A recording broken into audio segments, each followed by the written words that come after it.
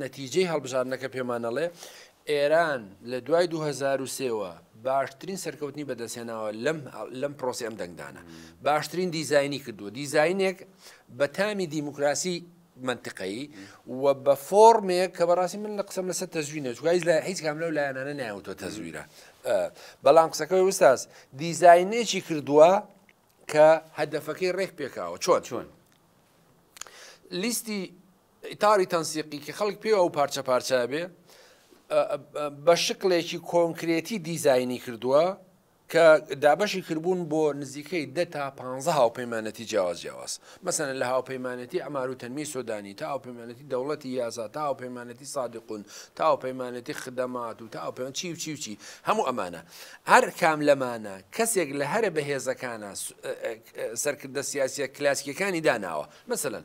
لەگەڵ سۆدانی فالح فەیازی داناوە کە هاوپەیمانی دەرەجەیەکی کۆماری ئیسلامی ئێرانە وەسەرۆکی حەشدی شابیە باشە لەناو هاوپەیمانەتی دەوڵەتی یاسای مالیکی مەسەلەن گروپی سەی شوهەدای داناوە و نزیکەی 8 کورسیە ناوە ولو لاش فالح فەیاز نزیکەی 10 کورسیە ناوە مەسەلەن لەناو گروپەکەی محسین مەندەلاوی کەتیبەکانی ئیمامی عەلی داناوە نزیکەی 6 کورسی هێناوە